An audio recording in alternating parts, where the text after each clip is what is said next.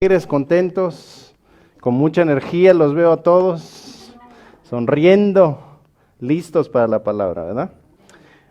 Acá, ¿verdad? No venimos a gastarles el tiempo, venimos a estudiar la palabra de Dios, venimos a ver qué es lo que Dios nos quiere decir, venimos a escudriñar sus escrituras, venimos a escudriñar su palabra porque queremos saber qué es lo que el Espíritu Santo quiere decirnos.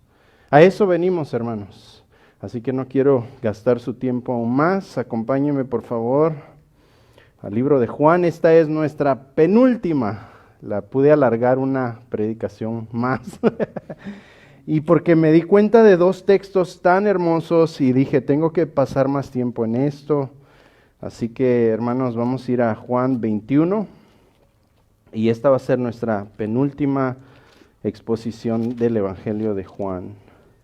Hoy solo vamos a leer 3 versículos y cuando leí estos versículos y los estudié dije tenemos que pasar más tiempo en estos 2 o 3 versículos que vamos a hacer. Dice así, versículo 15, mi título dice apacienta mis ovejas. Versículo 15, cuando hubieron comido, Jesús dijo a Simón Pedro, Simón, hijo de Jonás, ¿me amas más que a estos? Le respondió, sí, Señor, tú sabes que te amo. Él le dijo, apacienta mis corderos. Él volvió a decirle la segunda vez, Simón, hijo de Jonás, ¿me amas? Pedro le respondió, sí, Señor, tú sabes que te amo. Le dijo, pastorea mis ovejas. Le dijo la tercera vez, Simón, hijo de Jonás, ¿me amas? Pedro se entristeció de que le dijese la tercera vez, ¿me amas? Y le respondió, Señor, tú lo sabes todo, tú sabes que te amo. Jesús le dijo, apacienta mis ovejas. Vamos a orar, hermanos. Padre, venimos delante de ti, Señor, con un corazón humilde, sencillo. Queremos, Señor, que nos hables por medio de tu palabra. Queremos conocer más los atributos de Cristo. Queremos conocer más a nuestro Salvador. Eso fue lo que nos hizo venir a este lugar en este día. Queremos conocer más de Él. Queremos llenarnos más de Cristo. Queremos la verdad. Queremos, Señor, nada más que la verdad. Muéstranos tu verdad. Muéstranos, Señor, la verdad de Cristo. Muéstranos, Señor, toda la verdad en tu palabra. Es lo único que anhelamos. Abre nuestro entendimiento.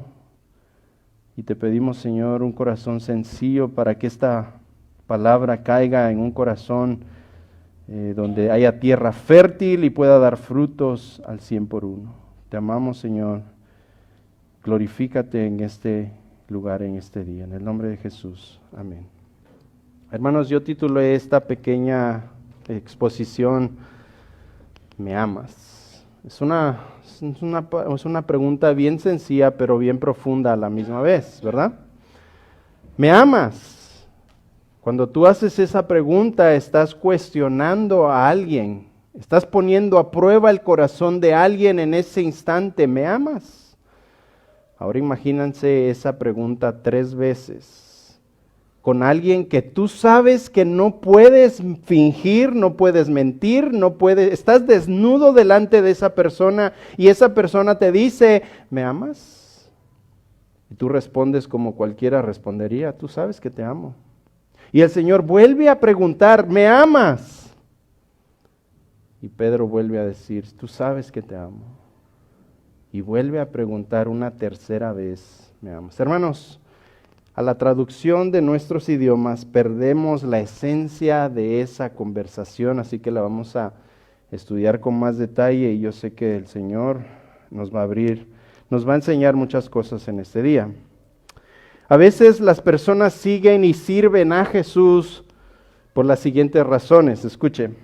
Quieren ayudar a avanzar el reino de Dios en esta tierra y eso es algo muy noble. Pero no debería ser la razón número 1 para seguir y servir a Jesús.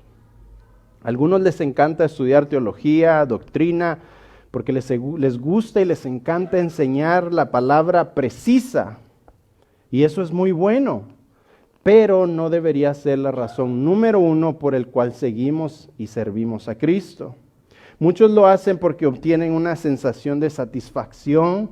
Algunos cuando se meten al liderazgo obtienen algún tipo de poder o autoridad y eso les atrae. Hay algunos que se meten a seguir a Jesús y a servir a Jesús porque les gusta la atención, les gusta estar al frente, les gusta estar en el púlpito, les gusta tener un micrófono, les gusta la popularidad. Hay algunos que les gusta la satisfacción que trae. Pero eso tampoco es adecuado porque al momento que dejan de recibir reconocimientos o aplausos, se desaniman y dejan de servir a la misma vez. Y luego hay de los peores, estos son los peores, los que se meten a seguir y a servir a Jesús para enriquecerse a costillas de las personas enfermas, pobres y vulnerables, sacándole hasta el último centavo de sus bolsillos, diciéndoles que inviertan en sus ministerios, diciéndoles que siembren en sus ministerios y enriqueciéndose, escucha, en el nombre de Jesús. Esos son los peores. La Biblia condena a estos hombres malvados en 2 de Pedro 2, 14 al 15. Pero nuestro pasaje de hoy, hermanos, nos dice las razones correctas de por qué debemos seguir y servir al Señor. Pero para entender estas palabras, esas frases, esos 3 versículos que les acabo de leer, tenemos que ver el contexto de dónde viene Pedro. Así que vamos a hacer un repaso de algunos episodios de Pedro, porque estos 3 pasajes se enfocan en Pedro, ¿verdad? Jesús vino a restaurar al líder que había fracasado feo. Y para entender estas palabras tenemos que ver el contexto general de la vida de Pedro. Así que vamos a hacer un repaso. Primero quiero que veamos el episodio donde Jesús llama a Pedro y a estos discípulos a ser pescadores de hombres. En Mateo 4:19 Jesús le pide a Pedro y a los demás que abandonen su profesión de pescadores. Ellos están terminando de pescar y de repente Jesús les dice en Mateo 4:19, venid en pos de mí y yo los haré, ¿qué dice? Pescadores de hombres. Abandone su profesión, dejen lo que están haciendo, yo tengo algo mejor para ustedes, vengan, yo los haré pescadores de hombres, vengan y síganme. Y al instante, estos hombres soltaron las nets o las redes, soltaron, su equipo de pesca y se fueron en pos del Señor. ¿Recuerdan ese episodio? Al instante, Pedro y los demás dejaron todo y le siguieron. Ahora mira, por 3 años, 3,095 días, 26,280 horas y 1,576,800 segundos, estos hombres estuvieron a la par del Maestro, observándolo todo lo que hacía, milagros, prodigios, levantar muertos, caminar sobre el agua, multiplicar los peces, alimentar las multitudes. Estos hombres también escucharon las mejores predicaciones, los mejores sermones de Jesús. Ellos estuvieron en la primera silla observando todo lo que este hombre llamado Jesús, el Hijo de Dios, hacía por 3 años de ministerio aquí en la tierra. Pero hermanos, Pedro era especial, ¿verdad? Todos conocemos quién era Pedro. Él era el típico hombre alfa macho, ¿sí o no? Pedro subestimaba todo, hermanos. Subestimaba su inteligencia, subestimaba su sabiduría, subestimaba las tentaciones, subestimaba su fuerza, subestimaba su carne, subestimaba su pecado. Este hombre subestimaba todo. Este es el típico hombre alfa macho que piensa que lo puede hacer todo con sus propias fuerzas. Este es el hombre que habla antes de pensar. Este es el hombre que actúa antes de meditar las cosas. Este es un hombre impulsivo, este es un hombre impaciente. ¿Recuerdan que sacó el machete y le cortó la oreja a Malco? No le quería cortar solo la oreja, le quería cortar la cabeza. Este es Pedro. Es un poco arrogante, él piensa que lo sabe todo, él piensa que él conoce el mejor camino. Así que esta es la naturaleza arrogante de Pedro. Ahora mira, el jueves por la noche, unas horas antes de que arrestaran a Jesús, unas horas antes que crucificaran a Jesús, Jesús dice las siguientes palabras en Juan 13:33. Hijitos, aún estaré con vosotros un poco, me buscaréis, pero como les dije a los judíos, así os digo ahora a vosotros. Escucha, a donde yo voy, vosotros no podéis ir. Y claro, esto no le gustó a Pedro. Así que Simón Pedro le dijo a Jesús, ¿a dónde vas, maestro? Jesús le dijo, a donde yo voy, tú no me puedes seguir en este momento, pero lo harás después. Versículo 37, Pedro, arrogante, se levanta enfrente de todos los demás discípulos y dice estas palabras tremendas. Señor, ¿por qué no te puedo seguir ahora? Mi vida pondré por ti. ¿Recuerdan? Son los instintos de un hombre caído. El que quiere aparentar más de lo que es enfrente de los demás. Señor, ¿por qué no te puedo seguir? Si yo estoy dispuesto a ir a morir por ti. Y el Señor lo deja calladito con una frase. Le dice, ¿tú pondrás tu vida por mí? Y luego el Señor dice, de cierto te digo, no cantará el gallo sin que me hayas negado 3 veces. Creo que Pedro dijo, tú no me conoces, Señor, yo estoy dispuesto a dar mi vida por ti. Y así sucedió, hermanos. Antes de que cantara el gallo 3 veces, vergonzosamente Pedro negó a su Señor. No una vez, no 2 veces, sino 3 veces. Hermanos, no porque Pedro estaba enfrente al César o enfrente de Pilato, no porque lo querían matar, no porque estaba enfrente de los soldados romanos, no, estaba enfrente de los sirvientes de la casa del sacerdote. Era una sierva, una niña. Y Pedro niega a su Señor por temor a estos sirvientes. Eso fue patético. Unas horas atrás estaba diciendo, yo voy a dar mi vida por ti, Señor. Y de repente, unas horas después, está con miedo, temeroso, delante de unos sirvientes, negando al Señor. Escucha, no lo negó solo, no lo conozco. Él dijo unas palabras que no se pueden repetir en público. Así que eso fue patético, la manera en que él negó a nuestro Señor. Ahora quiero llevarlos a la escena donde Pedro desobedece, su desobediencia. Eso lo vimos hace 2 semanas. Ahora bien, el día que Jesús resucitó, había un ángel parado afuera de la tumba vacía de Jesús.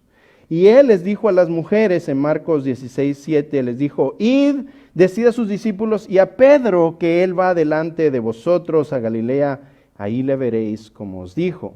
Esas palabras, hermanos, representaron algo mucho más allá para Pedro, porque dice que el ángel dijo, ve a los discípulos y a Pedro, específicamente. Creo que si el ángel no dice y a Pedro, yo creo que Pedro hubiera pensado, no, eso solo es a ellos, porque yo lo negué 3 veces, feo lo negué.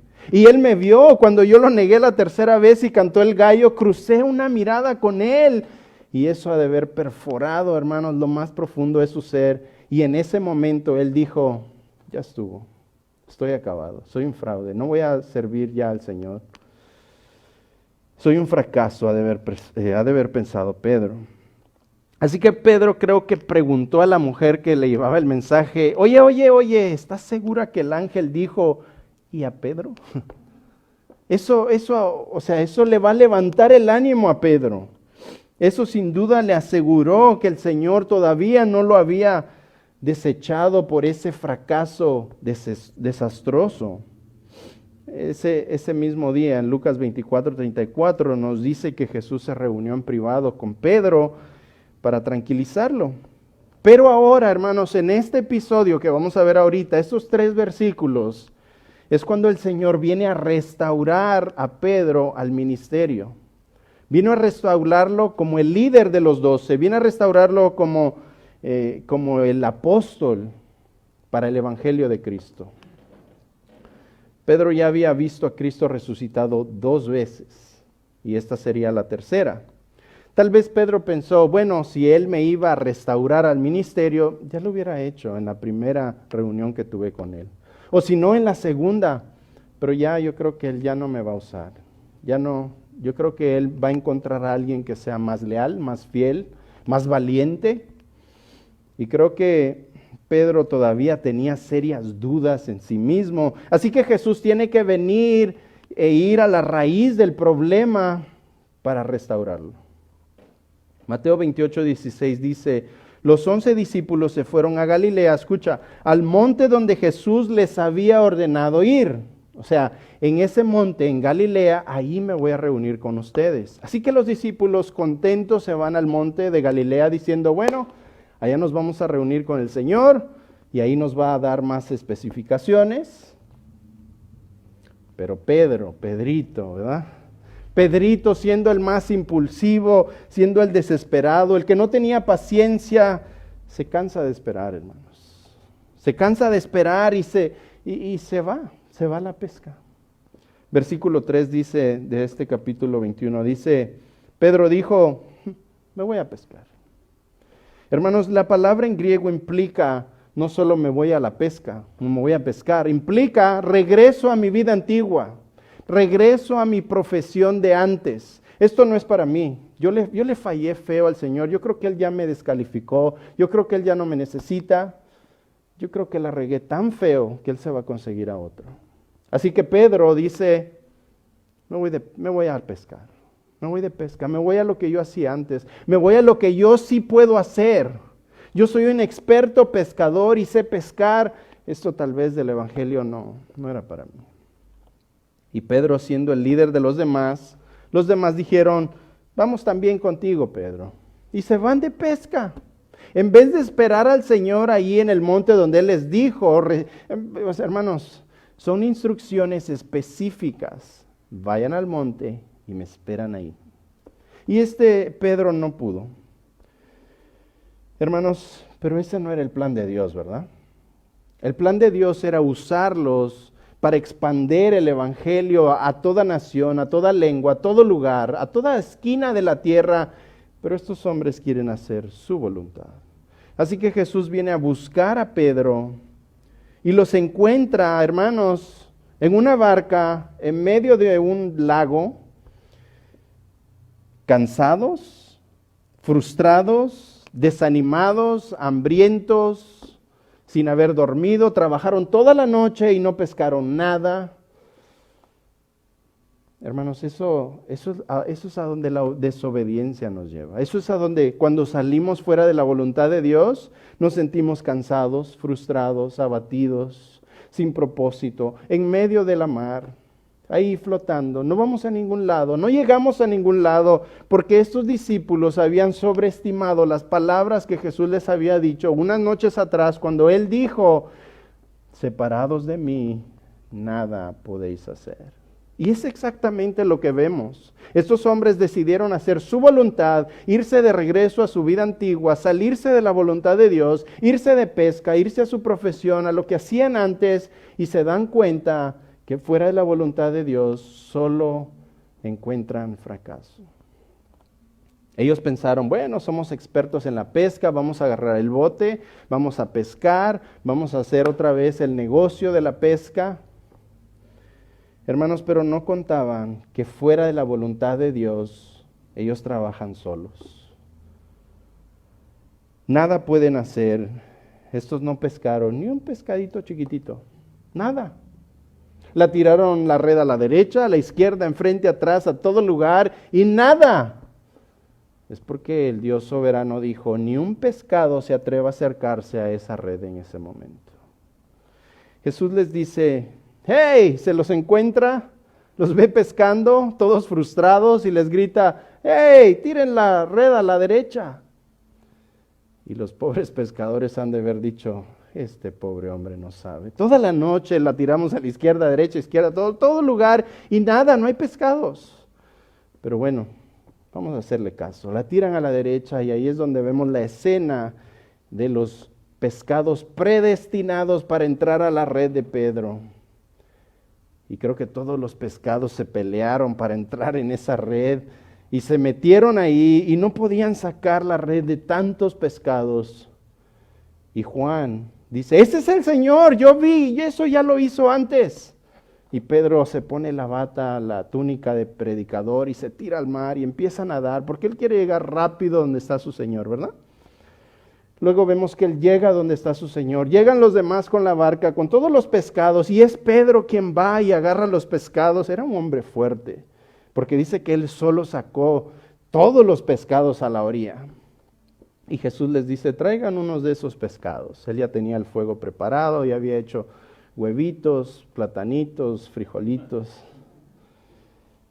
Entonces Jesús les dice, traigan unos pescados. Y esa es la escena a donde quiero llegar.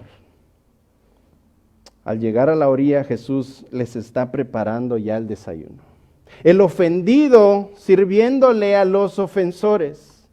Qué bella foto es esa, ¿no? En vez de decir, fuera con ellos. Chusma, chusma, ¿quién nos va a servir ahora? Que ellos vengan a pedirme perdón. Pero no, es Jesús quien los busca, quien va a la orilla, quien los anima a venir a Él y los invita a un desayuno. Mejor que el que Denis. Un predicador dijo, ¿saben cómo Jesús hace desayuno? Solo dice desayuno y aparece el desayuno. Entonces llegamos a este punto y a esta escena, hermanos. Punto número 1. La restauración requiere una confrontación. Versículo 15. Lea conmigo. Cuando hubieron comido, Jesús dijo a Simón Pedro, Simón, hijo de Jonás. Cuando hubieron comido, Jesús dijo a Simón Pedro, Simón, hijo de Jonás. Note cómo Jesús cuidadosamente empieza el proceso de la restauración de Pedro. Escucha, Jesús no llegó a Pedro con reproches, ¿verdad? No llegó con acusaciones, no llegó con condenaciones, no llegó a decirles, hey, ¿por qué me negaste, Pedro? ¿Que no ibas a morir por mí? ¿Qué te pasó? ¿No que eres el alfa macho? ¿Dónde estás? ¿Dónde está tu hombría? No les dijo nada de eso. No lo confrontó así, sino que simplemente le llamó por su nombre original. Aquí hay un hombre que necesita una restauración total. Aquí vemos cómo Cristo, escucha, restaura a un líder caído. Hermanos, muchos de nosotros pensarían que Pedro necesitaba una amplia consejería de todo el Antiguo Testamento para ver quién era Cristo. Otros hubieran pensado que Pedro necesitaba una intensa terapia de meses para restaurarlo. Otros hubieran pensado que necesitaba una limpia por rebelde, sacarle todos los espíritus rebeldes. Y tal vez otros pensaron, no, hay que mandarlo a un encuentro, porque ya los dejan bien rehabilitados. Pero no es así, hermanos. Jesús le basta hacer 3 preguntas poderosas. Escucha cómo restaura Jesús a un líder caído. Hey Pedro, ¿me amas? Sí, Señor, tú sabes que te amo. Apacienta mis corderos. Pedro pensó, ya estuvo, ya la hice. No, Pedro, ¿me amas? Sí, Señor, tú sabes que te amo. Pastorea mis ovejas. Y una tercera vez, ¿me amas? A mí esas hubieran sido cada pregunta, hermanos, penetraba lo más profundo del ser de Pedro. Note que también Jesús no le llamó a Pedro por su apodo, sino le llamó por su nombre. Simón Pedro, hijo de Jonás. Ese era su nombre completo. En Juan 1:42 nos dice que cuando Andrés llevó a Pedro a conocer a Jesús por primera vez, Jesús le dijo, tú eres Simón, hijo de Jonás, pero de hoy en adelante te llamarás Cefas, que quiere decir Pedro, Petra, roca, piedra. Ambos Cefas y piedra significa piedra o roca. Hermanos, cuando Pedro se comportaba en su carne, cuando Pedro se comportaba como el viejo hombre, el Señor lo llamaba por su nombre original, su nombre completo. Y creo que cuando Pedro escuchó su primer nombre y todo el nombre, Simón, hijo de Jonás, ven para acá. Esto es como cuando, ¿recuerdan ustedes cuando eran niños y hicieron algo malo y ustedes sabían que habían hecho algo malo y de repente oían los pasos de mamá? Y venía la mamá y le decía, te llamaba por tus 6 nombres, 2 del abuelo, 2 de la abuela y los 2 apellidos. Y te decía, José, David, Abraham, Pablo, Habacuc, González, Pérez, ven para acá. Y te hacía el corazón, tum, tum, tum, tum, tum. Tú sabías que ya ella sabía lo que tú habías hecho y te iba a reclamar. O tal vez cuando la esposa te llama, los que estamos casados, y no nos dice mi chulo, mi amor, mi cielo, honey, sino que te dice tu nombre completo. Híjole, dice uno, es para agarrar los zapatos, hermano, y salir por la primera puerta que encuentres, porque tú sabes que algo anda mal. Cuando mi esposa me dice, Ron, digo, Ron. Yo sé que algo pasó, algo no le pareció, está molesta, pero tú sabes, ¿no? Imagínate a Pedro. Llega el Señor y él sabe que cuando él la riega, Jesús lo llama por su nombre. Jonás, dice Simón, hijo de Jonás, ven para acá, necesitamos hablar. ¡Ay! Va de haber brincado el pobre Pedrito, sudó en ese momento. Así que el Señor lo confronta 3 veces a Pedro, llamándolo por su nombre completo. Escucha, y le da una oportunidad de ser restaurado por cada vez que él lo negó. 3 veces. Punto número 2. Seguir a Cristo requiere abandonarlo todo. Escucha, para servir a otros. Hermanos, cuando tú rindes tu vida a Cristo, cuando tú vienes al pie de la cruz y rindes tu vida a Cristo, ya tu vida no es tuya, ya no te pertenece, ya no puedes hacer lo que tú quieres, lo que tú anhelas, lo que tú siempre has querido hacer. No, la vida ahora le pertenece a aquel que compró tu vida con sangre divina. Así que ahora ya no puedes decidir por tu propia cuenta. Tú debes de pedirle dirección al Señor para hacer la voluntad del Señor en tu vida. Hermanos, si el Señor dice, ve a Canadá, te vas a Canadá. Si el Señor dice, vete a otro lugar, te vas a otro lugar. Si el Señor dice, te quedas aquí, te quedas aquí. Él es tu Rey, Él es tu Señor. A Él es quien le obedeces. Te guste o no. Hacemos la voluntad de nuestro Rey. Nunca levantamos nuestra mano al cielo y le reclamamos y le decimos, ¿por qué? No, nunca nos rebelamos en contra de nuestro Rey. Él nos compró. Nosotros dimos nuestra vida a Él y ahora Él gobierna nuestras vidas. Así que, versículo 15b dice, escucha, lee conmigo. Jesús le dice a Pedro, ¿me amas más que a estos? Hermano, ahí es donde yo me tuve que hacer la pregunta, más que a estos, ¿qué son estos? ¿Quiénes son estos? Algunos comentaristas que leí dicen que se refiere a estos discípulos y que cuando Jesús estaba así cuestionando a Pedro, él está diciendo, Pedro, ¿me amas más que a estos? Y estaba apuntando a los discípulos. Yo no creo eso porque Pedro no muestra un amor por esos discípulos. Es más, él dijo, yo me voy a la pesca y ellos lo siguieron. No es como que él estuvo ahí diciéndoles que fueran con él. El contexto, hermanos, general y el contexto inmediato que acabamos de revisar de la vida de Pedro nos dice que él regresó a su profesión antigua, a la pesca. Creo, como otros comentaristas, que estos se refiere al bote, a las redes y a los pescados. Jesús se refiere a la profesión de pescador, Jesús se refiere a su antigua profesión de pescador, o Jesús se refiere a su antigua vida que él tenía antes. O sea, es como que está diciendo, me amas más que a tu negocio de pesca. Me amas más que tus negocios, me amas más que tu bote, me amas más que a estos pescados. Por algo fue que hicieron esa gran pesca milagrosa y por eso sacaron ese montón de peces para que cuando Jesús lo cuestionara le dijera, me amas más que a estos peces. Hermanos, esa gran red de peces representaba mucho negocio. Y Jesús está probando a Pedro. Me dice, ¿me amas más que a estos?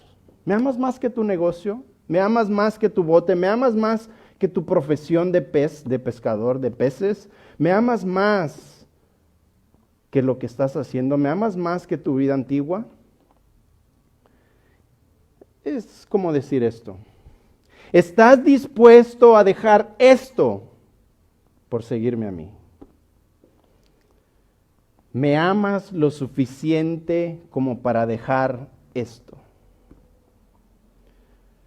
Ahora bien, en nuestras traducciones, aquí necesito que me ponga su atención, en nuestras traducciones al español o al inglés, perdemos la esencia de estos versículos, perdemos lo más importante de lo que Jesús está queriendo que veamos.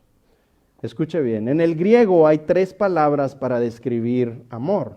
Está el amor agape, que es el amor divino, el amor eterno, el amor perfecto, el amor sublime. Está el amor fileo, que es un amor fraternal entre hermanos. Y también está el amor eros, es el amor entre parejas, el amor erótico. Así que la primera vez que Jesús hace la pregunta a Pedro, ¿me amas? Él usa el verbo agapao. Lo que está diciendo es esto.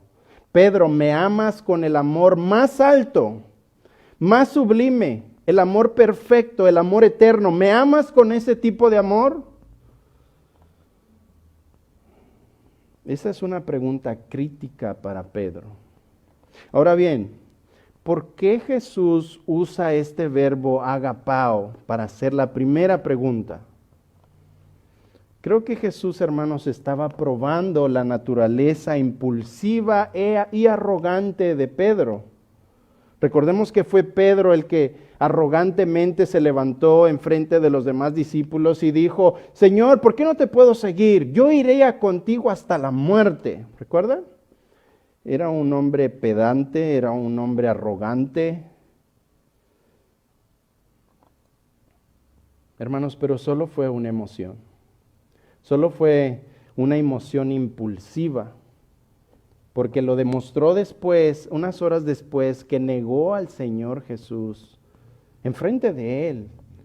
Y no enfrente de soldados romanos, sino enfrente de sirvientes. Así que veamos cómo Pedro responde a esa pregunta. ¿Me amas con un amor sublime, eterno, perfecto? Pedro respondió, sí, Señor, tú sabes que te amo. Pero vea cómo en nuestro español no se puede diferenciar qué tipo de amor es. Pedro respondió usando el verbo griego phileo. Él cambió el verbo a un nivel más bajo de amor. Fileo es una especie de amor fraternal, una especie de afecto cálido, un amor de amistad. Es como decir, Señor, tú sabes que te quiero o te aprecio. Al parecer Pedro, hermanos, ya había aprendido su lección. Al parecer Pedro ya no era el arrogante Pedro que se paraba y emocionalmente decía cosas que después no cumplía. Esta vez no iba a dejarse llevar por una emoción impulsiva. Él sabe que debe reconocer su fracaso y no puede ser altanero, sino más bien debe ser humilde. Él no puede reclamar amar a Jesús con un amor puro y perfecto si le ha fallado desastrosamente, negándolo 3 veces, desobedeciendo al no estar donde debería de estar y habiendo abandonado la profesión de pescador de hombres y habiéndose ido a pescar pescados. Él había colgado la túnica de predicador para volver a su profesión de pescador. Así que él no puede decir, sí, Señor, yo te amo con ese amor sublime, ese amor perfecto, ese amor puro, ese amor divino. No puede decir eso, hermano. No puede reclamar eso. Pedro no podía decir, Señor, tú sabes que te amo a ese nivel más alto. Porque se estaría engañando él mismo. Él sabe que Jesús lo sabe todo. Pedro sabe que su corazón está desnudo delante de la omnisciencia de Cristo. Él sabe que no puede fingir. Él sabe que no puede pretender tener algo que no tiene. Él sabe que no puede mentir. Él sabe que no puede ser hipócrita delante de un Dios omnisciente que está viendo lo que está en su corazón. Hermanos, así que Pedro dice, Señor, tú sabes que tengo afecto por ti. Tú sabes que te quiero. Hermanos, este Pedro no se animó a decir que le amaba con un amor más alto, puro y perfecto. Pedro apela a la omnisciencia de Jesús y dice, tú sabes que te aprecio, tú sabes que tengo afecto por ti. Jesús le responde, apacienta a mis corderos. En otras palabras, si me amas, demuéstramelo cuidando a mis corderitos y mis ovejitas. En otras palabras, no te necesito pescando peces, no te necesito en un bote, no te necesito con una red, no te necesito levantando negocios, no te necesito haciendo negocios, no te necesito... te necesito pastoreando mis ovejas. No te necesito haciendo riquezas terrenales, no te necesito teniendo muchos empleados, no te necesito teniendo muchos botes, no te necesito teniendo casas, porque yo no vine a morir por tus negocios, yo no vine a morir por tus casas, por tu riqueza, por tus negocios, yo no vine a morir por eso, yo vine a morir por mis corderitos y mis ovejas. Así que pastorea a mis ovejas. Ese es tu llamado. Es como decir, ponte bien los pantalones y haz lo que te mando a hacer. Así que Pedro es honesto. Pero es como decir, Señor, tú sabes el tipo de amor que tengo por ti. No tengo el amor más alto, sublime y divino, pero te soy honesto esta vez. Soy un hombre humilde, quebrantado, y si aún puedes usarme así, aquí estoy. Hermanos, aún así con ese amor menos adecuado y menos puro y menos perfecto, el Señor le dice, apacienta mis corderos y alimenta mis ovejas. Es como decir, claro, bienvenido al ministerio otra vez, pero ahora enfócate, necesito que hagas algo, necesito que cuides a aquellos por los cuales yo morí en la cruz por ellos. Note que el Señor dice, mis ovejas. Hermanos, estos corderos, estas ovejitas, no son de ningún pastor, no son de ninguna iglesia, no son de ninguna denominación, no son de ningún profeta, no son de ningún apóstol. Estas ovejitas le pertenecen únicamente y exclusivamente a Cristo y a nadie más. Por ahí oigo como unos pastores se adueñan de las vidas de las ovejitas y los corderos. Y quiero decirles a estos que ellos no murieron por estas ovejitas, no son tuyas, no son cosas personales, no te pertenecen, son ovejitas de Cristo porque solo Él murió en la cruz por ellas. La iglesia es de Cristo, no es tuya. La iglesia es del Señor porque Él la compró, Él murió, Él derramó su sangre, Él se subió a la cruz, Él fue la propiciación por los pecados de estas ovejitas y de esta gloriosa iglesia. Él es la cabeza de la iglesia, hermano. Nosotros solo somos sus siervos, somos lo que llaman subpastores. Nosotros somos sirvientes del pastor de pastores y lo único que hacemos, hermanos, es servirles comida que ya fue cocinada. Nosotros no tenemos derecho de cocinar lo que vamos a darles de comer. Ya está todo, aquí está. Lo único que hacemos es venir y servirles para que ustedes coman la comida que Él, el pastor de pastores, ya les dejó. Hermanos, nosotros somos, como dice la Biblia, siervos inútiles, porque lo único que nos dicen que hagamos, eso hacemos. Y lo que hacemos es presentarles a Cristo, guiarlos a Cristo, decirles que pongan sus ojos en Cristo, que lo sigan a Él, que lo miren a Él, que lo imiten a Él, que sean como Él, que se vayan detrás de Él. Ese es nuestro trabajo. Las ovejitas son de Cristo. La iglesia es de Cristo. Las ovejas son los animalitos más débiles, más vulnerables, menos inteligentes y las más fáciles de engañar y ser destruidas por los lobos rapaces. Las ovejas, hermanos, escucha, es el único animalito en toda la naturaleza que necesita un pastor para ser alimentada, para ser cuidada, para ser pastoreada, para llevarla donde hay comida, para alejarla donde hay lobos, para alejarla donde hay hierbas malas, para llevarlas a las manantiales de agua limpia. Hermanos, estos son los únicos animalitos que necesitan un pastor para sobrevivir. Y Jesús le está diciendo aquí a Pedro, si me amas, cuida mis corderitos, cuida mis ovejitas. No me interesa nada más, no hagas nada más. Dedica tu vida a esto, dedica tu vida a mis corderitos, dedica tu vida a mis ovejitas y si es necesario, muere por ellas. Eso es lo que Cristo está diciendo. Versículo 16, lea conmigo. Volvió a decirle la segunda vez, Simón, hijo de Jonás, ¿me amas? Hermanos, una vez más Jesús usa el verbo agapao. ¿Me amas con un amor puro y perfecto y divino y sublime, Pedro? Versículo 16. Quería ver si Pedro no se le había salido la primera vez, ¿verdad? Que había dicho que claro que no lo amaba de esa manera. Pedro le respondió, sí, Señor, tú sabes que te amo. Otra vez Pedro usa el verbo fileo. Sí, Señor, tú sabes que tengo afecto por ti. En otras palabras, Señor, tú sabes que te quiero. Versículo 16b. Jesús le dijo por segunda vez, pastorea mis ovejas. Hermanos, esta es una demanda. Esto es un imperativo. Pastorea mis ovejas. No cuando tengas tiempo, no cuando no haya partido, no cuando no haya novela, no cuando haya un día de feriado, no cuando tengas tiempo, no. Pastorea, dedica tu vida a ellas. Ya no veas a tu derecha ni a tu izquierda, no vayas con la corriente del mundo, no hagas esto, no, pastorea, enfócate. Necesito que pastorees mis ovejas.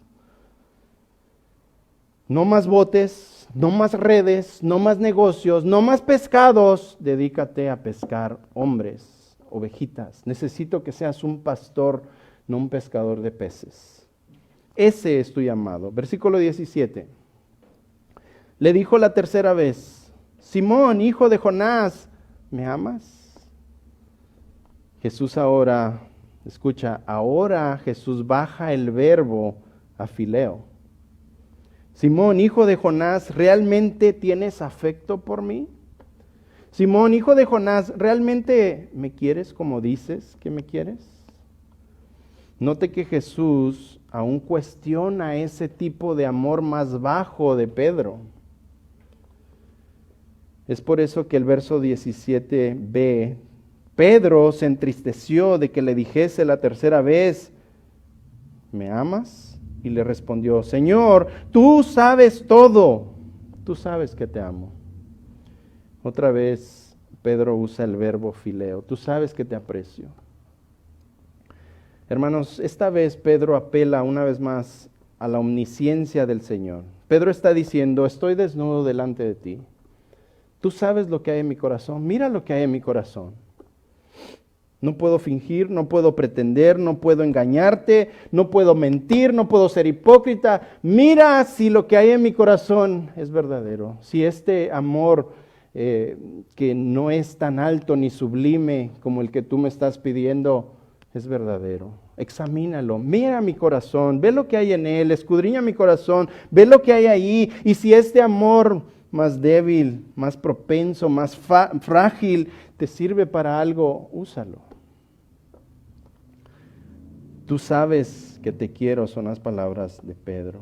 Son las palabras, hermanos, de un humilde y quebrantado pescador.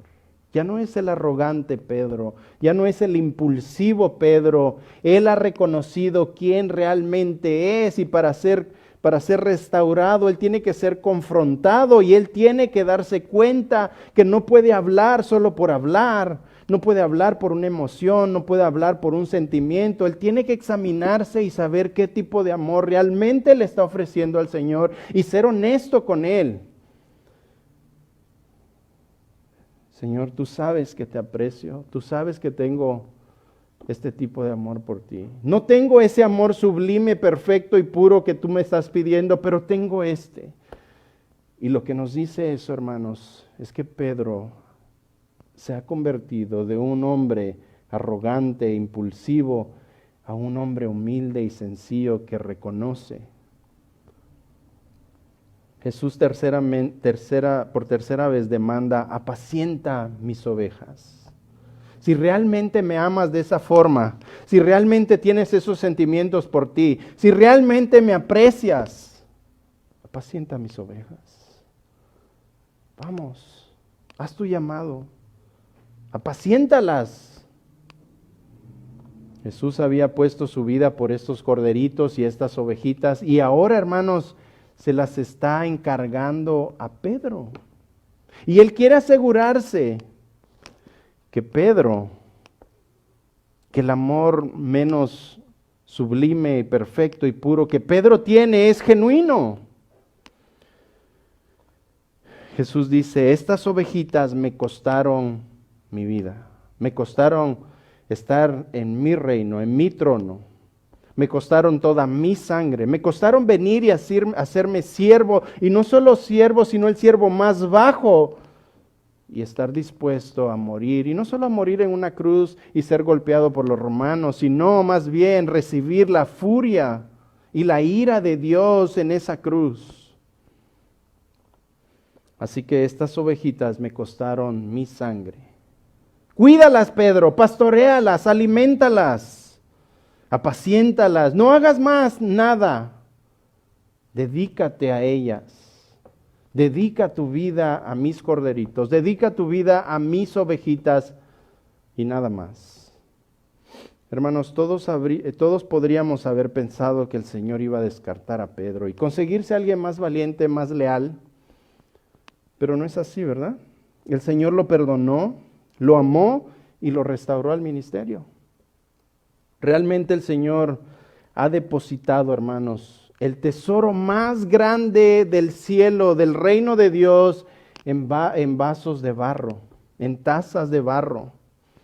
Y nos ha confiado a nosotros llevar este tesoro a todas las esquinas del mundo para predicar acerca de Él, para hablar de Él, para proclamar las buenas nuevas, para decirle a todo el mundo que hay un Rey, que hay un Dios vivo. Y que ese Dios los ama y que mandó a Cristo en la cruz del Calvario para morir por nosotros. Y luego nos dejó el mensaje más maravilloso para que proclamemos desde cada esquina, desde cada azotea, que Cristo es el Rey, que Él viene pronto. Que arreglen sus vidas con este Rey antes de que Él venga. Que se pongan a cuentas con este Rey. Que acepten las demandas de este Rey fuera de la corte, porque este juez es un juez justo y santo y puro e omnisciente, omnipresente, todopoderoso, y tenemos que arreglar cuentas antes que Él venga, hermanos. La pregunta que yo quiero que respondamos es la que Jesús hizo. La pregunta de Jesús es: ¿me amas más que a estos? Hermanos, ¿me amas? Jesús está preguntando, ¿me amas más que? Y llena tú la cifra. Llena tú el espacio. ¿Me amas más que? ¿Amas tú ¿A Cristo más que tus negocios, tu trabajo, tu casa, tu carro, tu dinero, tus finanzas, tu esposa? ¿Amas tú a Cristo más que tu esposa? ¿Amas tú a Cristo más que tu esposo, más que tus hijos?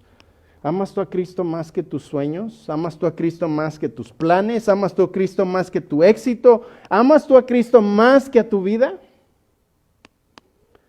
Hermanos, a muchos Cristo nos ha pedido que abandonemos algo.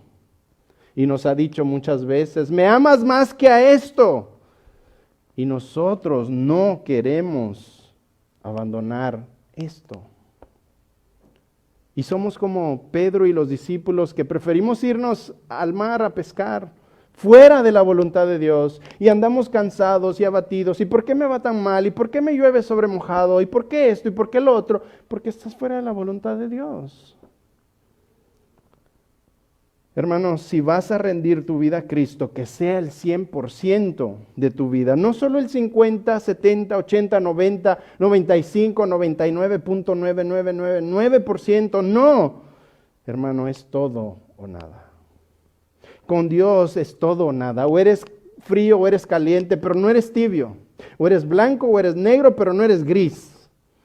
Con las cosas del reino, hermanos, son todo o nada. Algunas personas dicen, sí, yo sigo a Jesús, pero no, esto no lo puedo dar. No, esto sí no. Esto no. Esto no, hermano. Dale todas tus áreas de tu vida. Con Dios es todo o nada. La pregunta es, ¿estás dispuesto a amar a Cristo por sobre todas las cosas? Eso es lo que Cristo pide y requiere para ser un discípulo verdadero de Él. Puedo decirte lo que amas por la cantidad de tiempo y esfuerzo que le dedicas. Un cristiano comprometido es impulsado por amor a Cristo y se ve en su vida diaria por el tiempo que le dedica y el esfuerzo y el amor y la pasión que tienes por esas cosas. Es una vida entregada, un verdadero cristiano tiene una vida entregada al servicio de Dios y su rebaño. ¿Qué te ha pedido Cristo que abandones por Él? Tal vez tú piensas que Él te pide mucho. Tal vez tú piensas que Él te está pidiendo demasiado. ¿Qué es lo que tú piensas? A veces uno dice, no, es que eso no lo puedo dar. Y tú piensas, es que Él me pide demasiado, eso es mucho. ¿Qué es demasiado, hermanos? Si Él dio toda su vida en la cruz. Él dio lo mejor de Él. El príncipe del cielo, el creador de las nubes, del cielo, las estrellas, de las galaxias, fue el que se dio por ti. O sea, ¿qué es demasiado? En 1923, un joven llamado Martyn Lloyd-Jones, ¿alguien ha oído de ese nombre? Se graduó como un prestigioso médico de la Universidad de London. Él recibió muchas becas y financiación para investigaciones y estudios muy importantes. En 1925, Martyn Lloyd-Jones se hizo miembro del Colegio de Médicos de la Realeza de Inglaterra.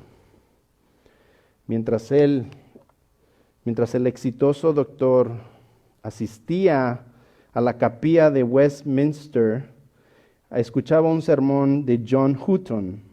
El Espíritu Santo empezó a abrirle su mente, a abrirle su corazón y a mostrarle quién realmente él era. El Espíritu Santo trajo convicción a su vida.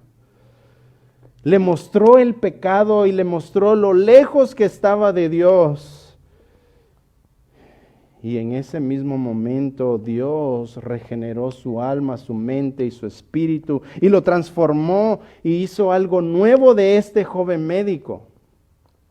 Dr. Lloyd-Jones estaba convencido que Dios lo estaba llamando a pastorear sus ovejas. Ahora, dejar la profesión de un médico exitoso que pertenecía a la universidad o al colegio más prestigioso de la realeza de Inglaterra no fue una decisión muy fácil, ¿verdad? No es como que nos esté pidiendo nuestro trabajo en McDonald's. después de una obra de teatro, caminando por las calles de Londres en Leicester Square con su esposa, agarrado de la mano con su esposa, Dr. Lloyd Jones tomó la dura decisión de dejar la profesión de médico y dedicarse de tiempo completo al ministerio para pastorear las ovejitas de Cristo. En junio de 1926, Dr. Lloyd Jones renunció a su profesión de médico para volverse ministro de la palabra de Dios. En sus propias palabras, Dr. Lloyd Jones dijo, escucha, si me pidieras que diera una definición de qué es ser un cristiano, debo decir que es aquel que, desde el momento que acepta a Jesús como su Salvador, se siente el hombre más feliz del mundo y anhela que todos los demás sean igualmente felices como él. Qué hermosa definición, ¿no?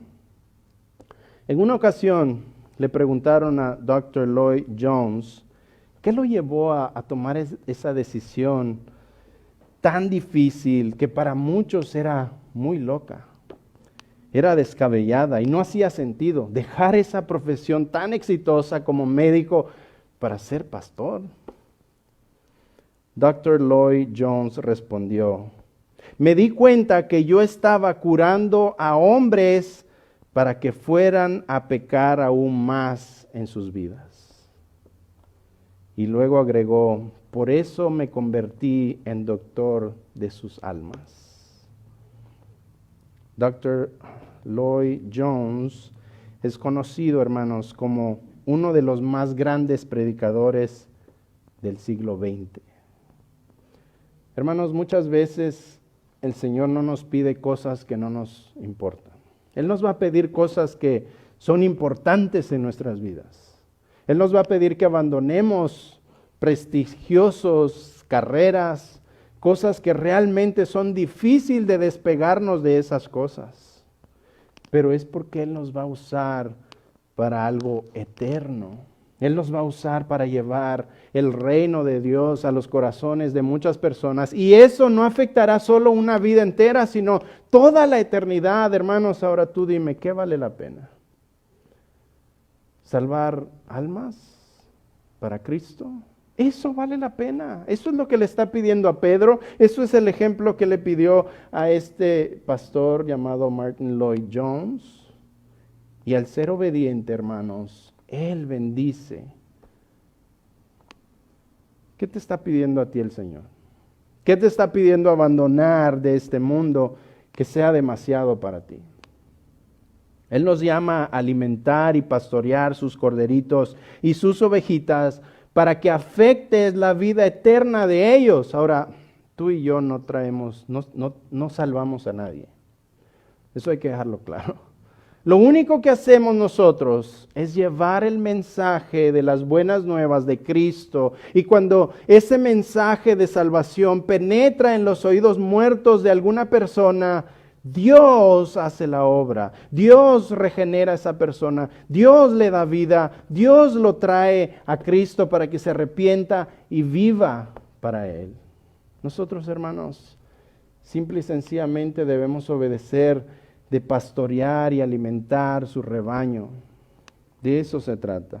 Él nos llamó a ser médicos del alma.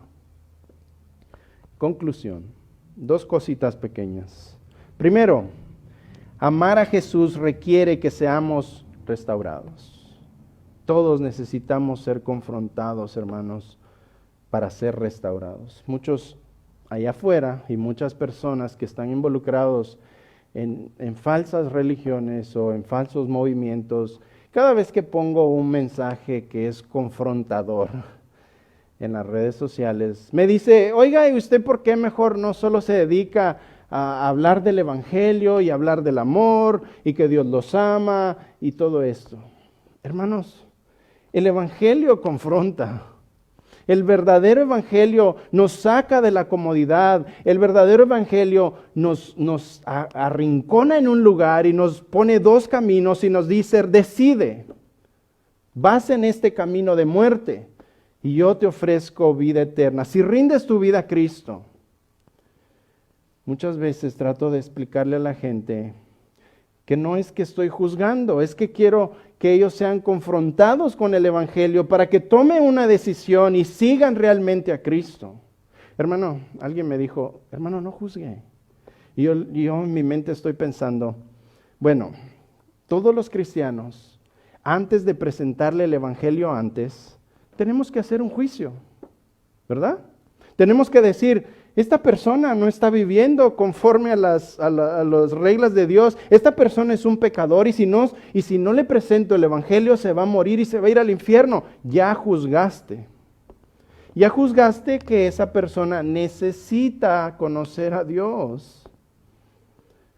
Hermanos, usemos nuestro discernimiento. Sé que hoy en día esa falsa doctrina de no juzgues, sacada fuera de contexto de un verso bíblico, es muy popular porque el mismo falso enseña eso para que no se le juzguen sus predicaciones torcidas. En fin, siempre sale a la plática. Amar a Jesús requiere que seamos restaurados. Pedro negó a Jesús 3 veces porque su confesión de seguirlo hasta la muerte surgió en una emoción impulsiva y no verdaderamente amor por él. Aunque el Señor sabía que sus preguntas iban a causar una herida en el corazón de Pedro, el Señor también sabía que el dolor, hermanos, es una parte necesaria para ser restaurados. Bienaventurados los que lloran, ¿por qué?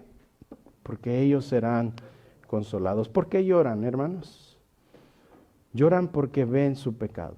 Lloran porque ven quiénes son. Lloran porque ven quién es Dios y luego se ven quiénes somos nosotros. Isaías dice que nuestras mejores obras son trapos de inmundicia. Hermanos, Romanos 3, 9 al 12 dice que no hay ni un justo, ni siquiera uno. Nadie busca a Dios. Todos nos desviamos, todos nos fuimos por nuestros caminos. No hay nadie quien busque a Dios. Eso quiere decir, hermanos, que nosotros, si nos vemos quiénes somos, nos vemos lo pecadores que somos. Y no solo eso, vemos la necesidad que tenemos de un Salvador. Y así que vamos delante de Él y le decimos, Padre, yo no puedo hacer nada. Solo rendir mi vida a ti, ser humilde, reconocer que te he fallado. Hermanos, el capítulo 5, versículo 2 dice, bienaventurados los pobres de espíritu, porque de ellos es el reino de los cielos. Pobre de espíritu quiere decir aquel que sabe que no puede aportar absolutamente nada para su salvación y lo único que puede hacer es mendigar. Es decir, aquí estoy, soy un mendigo. Siempre se me pasa esa palabra. Entonces, reconoce quién es. Nadie puede seguir y servir a Cristo apropiadamente si no toma en serio el pecado en su vida, hermanos. Y nadie puede tener un profundo amor por Jesús si no es consciente del terrible precio que Jesús tuvo que pagar en la cruz para que nosotros pudiéramos ser restaurados. Así que cuando pecamos necesitamos confesarlo al Señor, necesitamos admitirlo. No ser altanero, no ser arrogante, sino humilde y decir, Señor, tú sabes que te he fallado, tú sabes que te quiero, escudriña mi corazón. El resultado de ese perdón, hermanos, nos motiva a amar, obedecer y servir a Cristo con todo nuestro corazón. Segundo, el amor es el motor que nos mantiene persiguiendo fervientemente a Cristo. El amor es la motivación más grande y más poderosa que todo nacido de nuevo puede tener. Hermanos, hacer todo sin amor no sirve de nada. Podemos ser los mejores predicadores, podemos ser los mejores músicos, podemos ser los mejores maestros, podemos ser los mejores asistentes de la iglesia, pero sin amor no somos nada. Pablo dijo en 1 Corintios 13, 1, 2, si yo hablase en lenguas humanas y angelicales y no tengo amor, nada soy. Y si tuviese profecía y entendiese todos los misterios y toda ciencia y tuviese toda la fe y toda ciencia, de manera que trasladase los montes y no tengo amor, nada soy. Amados, podemos hacer muchas cosas buenas, pero sin amor, nada somos. Ese amor mana de nosotros porque Él nos amó primero. 1 Juan 4:19. Fue Él quien puso ese deseo en nuestro corazón para que podamos amarle a Él. Cuando Cristo nos salva, hermanos, hay un increíble milagro dentro de nuestro ser y una explosión inexplicable llamada la regeneración y la transformación de un hombre muerto que ahora está vivo en el Espíritu. Desde ese momento ya no podemos ser iguales. Cristo cambia nuestro ser. Cristo nos ha demostrado el amor más grande en el universo, el amor sacrificial. Jesús dijo, nadie tiene mayor amor que que no uno ponga su vida por sus amigos. Juan 15:13. Hermanos, el amor es el poder de la obediencia. Sin amor no vas a obedecer a Cristo. El amor es el poder del servicio. Si no tienes amor por Cristo, te va a costar servir. El amor es el poder del sacrificio. No vas a poder sacrificar nada si no tienes amor. El amor es el poder de la adoración. El amor es el poder de la comunión. El amor a Cristo lo es todo. Este es el amor que perdura para siempre. Y voy a terminar con una exhortación. Apocalipsis 2:4 dice lo siguiente. Escucha, yo conozco tus obras, tu arduo trabajo y paciencia, y que no puedes soportar a los malos, y has probado a los que se dicen ser apóstoles y no lo son, y los has hallado mentirosos, y has sufrido y has tenido paciencia y has trabajado arduamente por amor a mi nombre, y no has desmayado. Qué bonito se oye hasta ahí, ¿verdad? Pero mira el versículo 4. Pero, ese pero no nos gustó para nada. Pero tengo contra ti, escucha, que has dejado tu primer amor. Esta gente, hermanos, servía en la iglesia, predicaba, examinaba a los falsos maestros, se encargaba de que fuera buena doctrina, pero lo hacían por rutina. Habían olvidado que todo lo que hacemos debe ser por amor a Cristo. Esta iglesia estaba haciendo cosas muy buenas, estaban trabajando duro para el Señor, se aferraban a la sana doctrina, sacaban a los falsos maestros. Esta iglesia estaba perseverando dificultades por Jesús, ellos estaban haciendo muchas buenas obras, pero el Señor los reprende. Pero el Señor los sacude con esto, tengo esto contra ti, que has dejado tu primer amor. Hermano, hermana, hemos dejado nuestro primer amor. Hemos abandonado ese amor ferviente que sentíamos cuando el Señor nos llamó. Si el amor no es el motivo principal en nuestro corazón, tarde o temprano te vas a desanimar. Tarde o temprano te cansarás. Tarde o temprano, hermanos, tirarás la toalla a la borda. Tarde o temprano abandonarás el servicio. Tarde o temprano te irás detrás de tu vida anterior. Te irás a tu profesión antigua. Te irás a tu vida antigua. Hermanos, que el amor hacia Cristo sea el motor que nos mantenga persiguiéndole a Él todos los días de nuestras vidas hasta que Él venga o nos llame a su presencia. Que el amor sea ese motor que nos continúa guiando hacia Él, buscándolo en su palabra, quedándonos largas horas de la noche escudriñando las Escrituras para conocer más a Cristo, conocerlo más a Él, enamorarnos más de Él, tener más pasión por Él, porque sólo así vamos a perseverar siguiéndole y sirviéndole a sus corderitos y sus ovejas. Vamos a orar, hermanos.